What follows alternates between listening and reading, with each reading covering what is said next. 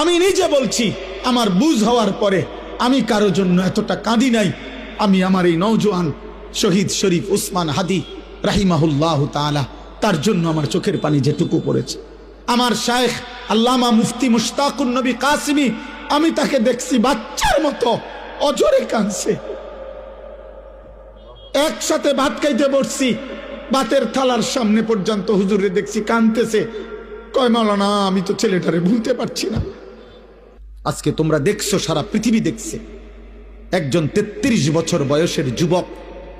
এই যুবক ইমানদার ছিল। আমার প্রিয় ভাই, আমার কলিজার টুকরা ভাই শহীদ শরীফ উসমান হাদি রাহমাতুল্লাহ আলাই, এই নওজোয়ান ইমানদার নওজোয়ান 5 ওয়াক্ত নামাজ সে পড়তো প্রতিদিন। খুদার কসম, ফজরের নামাজ সে জামাতে পড়তো।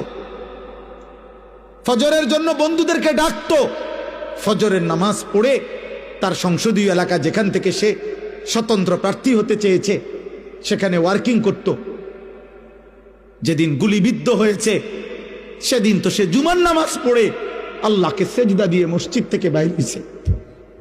এর কিছুক্ষণের মধ্যেই সে গুলিবিদ্ধ হয়েছে।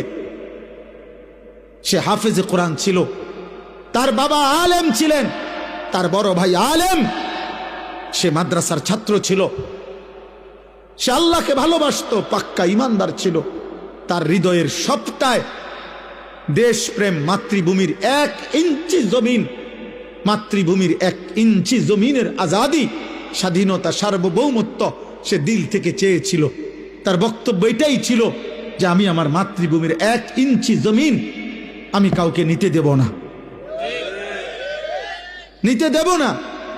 এক যুবক আল্লাহকেও রাজি করেছে, মাতৃভূমির প্রতি ভালোবাসা দেখাইছে, ঈমান এবং দেশপ্রেম, এই 2 জিনিস তার মধ্যে একত্র হওয়াতে, তোমরা ভাই বলো, একটা ছেলে বলো, তোমরাও দেখছো আমরাও দেখছি, গোটা বাংলাদেশের লক্ষ লক্ষ আলেম, মুফতি, মুহাদ্দিস, পীর, বুজুর্গ, আউলিয়া, ইমাম, খতিব, মুয়াজ্জিন, তালেবে ইলম, হাফেজে কোরআন, বুড়া মানুষ, জওয়ান মানুষ, বাচ্চা মানুষ, আরে বাবা, এই জাতির 18 কোটি মানুষ মনে হয় তার জন্য অঝরে চোখের পানি ফেলছে।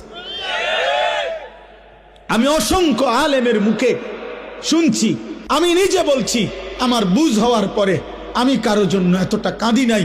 আমি আমার এই নওজোয়ান শহীদ শরীফ উসমান